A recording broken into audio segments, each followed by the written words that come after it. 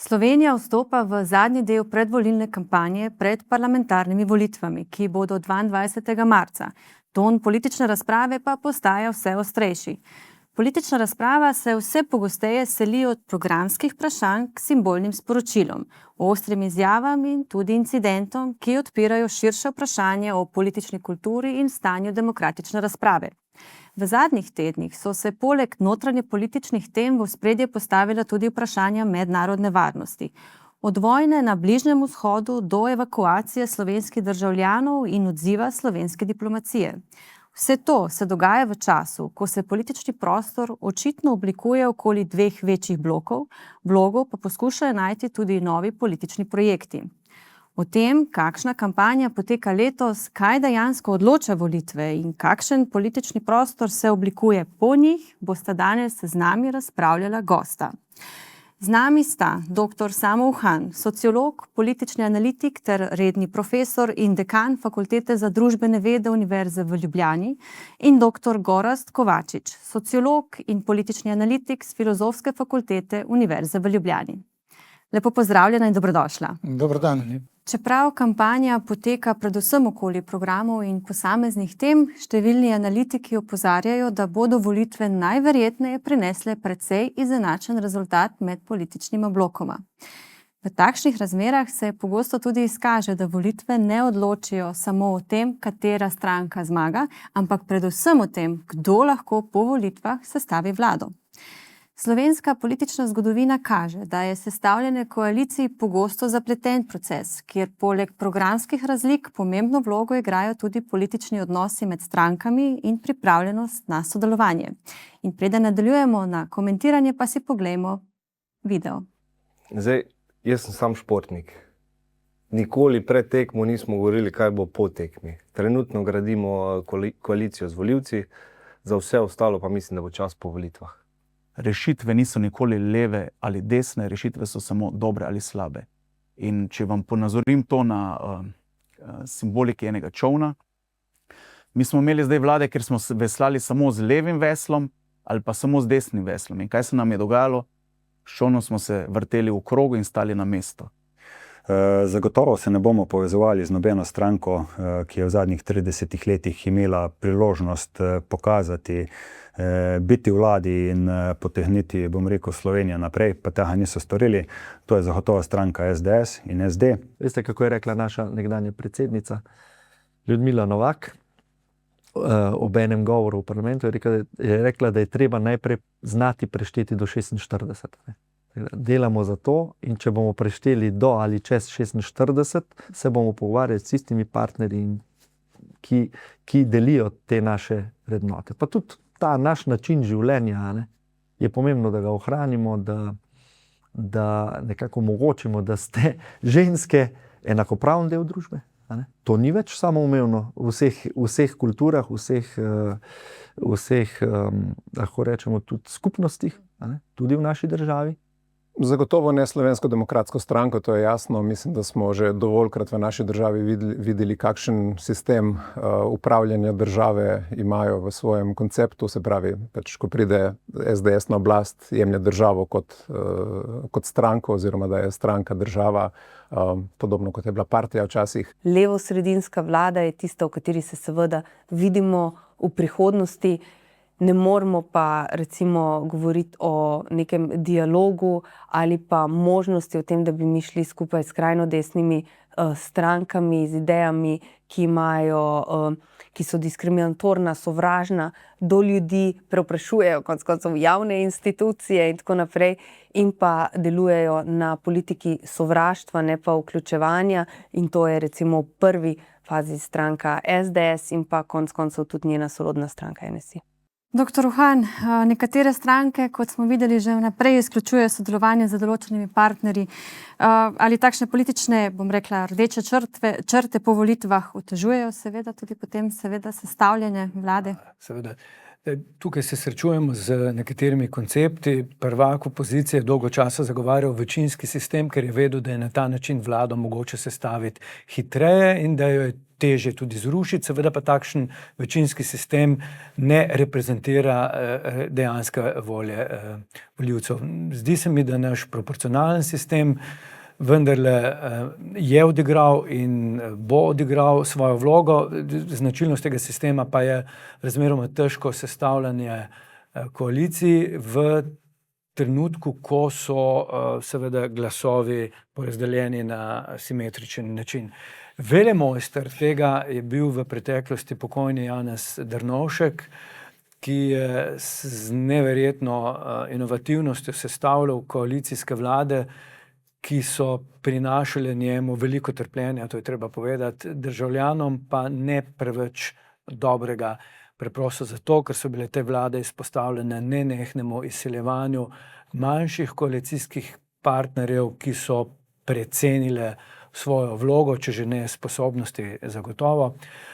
Tako da se bojim, da se lahko v tem dokaj izenačenem prostoru, ki ga napovedujejo ankete, zgodi ravno to, da nekateri politični akteri v evforiji precenijo svoj domet, nastane nuja sklepanja koalicij, vsi se bojijo ponovljenih volitev in lahko dobimo neko vlado, ki je v nadaljevanju manj stabilna in ima krajši rok trajanja. Ta vlada, ki je bila levo-sredinska in je imela dovolj veliko prevlado v parlamentu, je bila učinkovita lahko tudi ravno zaradi te relativne monotonosti, v tem smislu enoznačnosti. Dr. Kovačič, slišali smo od predstavnika NSI, se pravi, da je potrebno poskrbeti tudi za enakopravnost žensk, čeprav pa smo iz vrst opozicije slišali ravno nasprotno. Kaj menite o tem? Ja, no, zdaj, mislim, če bi ga spraševali, kaj misli o pravici do svobodnega odločanja o splavu, bi mogoče prišli do nečesa drugega, ampak če se vrnem nazaj k osnovni temi tega dela pogovora, ankete kažejo na precejšno izenačenost med poloma, zaradi tega verjetno v Sloveniji ni junaka in ga ne bo do 22. zvečer, ki bi si upal napovedati izid, ne, ali bo kakšen od teh trojčkov dobil 46 glasov ali ne, tega ne moramo vedeti. Zdi se, da bo izid tesen, kar pomeni, da bo tudi potem kar izziv, kako sestaviti vlado. Na koncu pa, če neka vlada vendarle bo sestavljena, bo pa najbrž veliko bolj ranljiva, kajti če bo imela ravno tistih 46 glasov ali pa bo raznorodna, ne, in sestavljena iz večjega števila strank, v obeh primerih se hitro kaj zalomi. Tako da se mi zdi, da kar je še najbolj gotovo, glede na to, kar kažejo trenutne ankete, je to, da bo naslednji mandat morda bolj nestabilen, kot je bil ta. Sedaj pa nadaljujemo z enim naslednjim klipom, namreč včeraj na soočenju smo videli eno izjavo, slišali tudi našega premierja, pa si najprej pogledamo, pa boste potem pokomentirali. Dobra novica danes je, da sta končno pokazala, da sta naravnana skupaj. Končno. Je prav, da Slovenci vidijo, da je to eno in isto. Logar in Janša. Se pravi, Logar in Janša, to je eno in isto. Doktor Han, kaj menite o tem?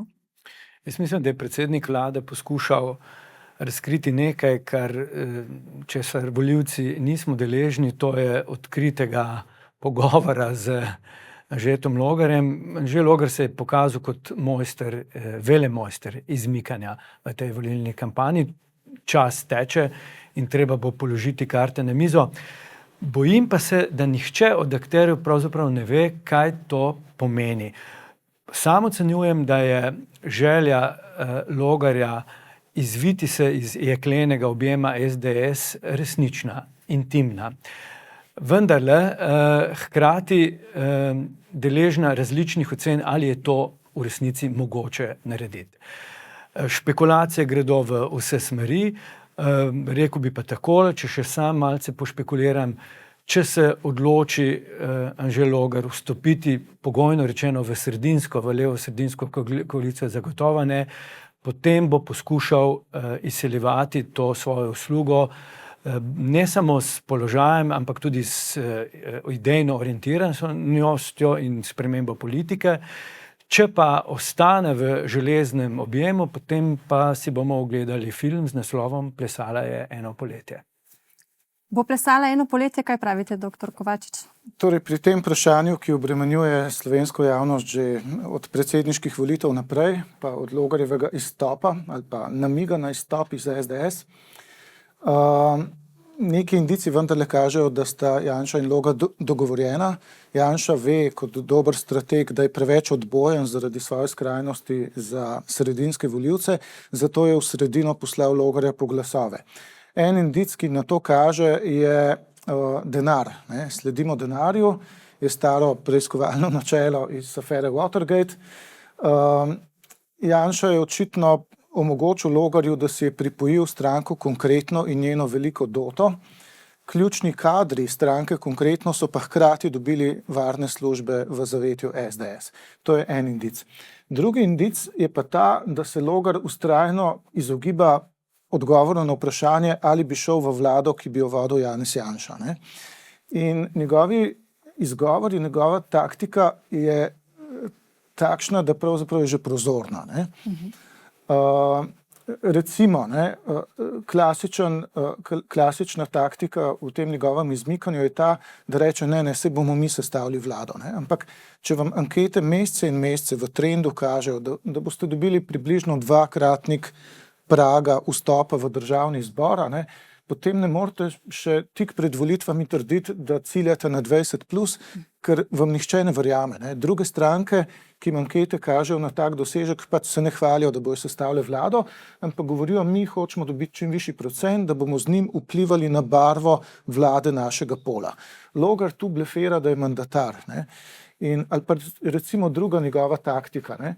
Vprašajo ga, ali bi šli v vlado z Janezom Janšo, pa reče, ne, tisti, ki bo sestavljal vlado, tudi če ne bomo mi, pričakujem, da bo povabil drugo največjo stranko, se pravi, naj Svoboda in SDS skupaj sestavita vlado brez nas. Ne. To ni ravno strategija nekoga, ki bi pokal od samozavesti. Tako da ti prozorni izgovori pravzaprav na ravni simptomatike kažejo na to, da Logar noče odgovoriti na vprašanje, ki mu ga novinarji nenehno postavljate, ali ste pripravljeni iti v vlado Janeza Janše. In ker noče odgovoriti, v resnici odgovarja, da ja. Hkrati se pa strinjam, da ima ambicijo, da bi njegova stranka veljala več kot en mandat, eno poletje. Zato tudi navezuje samostojne vezi recimo s kapitalom, ne, tke svoje zavezništva, ustvarja še druge finančne tokove. Za vsak primer. Za vsak primer, a ne, če desni trojček ne bo dobil 46 ali več, a ne, v tem primeru bi pa on poskusil prestopiti tudi drugam, a ne. Pri čemer bo pa potem sledila neznosna kanonada propagandnega stroja SDS. Tako da mislim, da dogovorjena očitno sta, hkrati pa igra Logar dvojno igro, tako kot v vseh dobrih hladnovojnih vohunskih filmih. Išče se Pucko, če še vemo, kdo to je, gospod Ciril Pucko.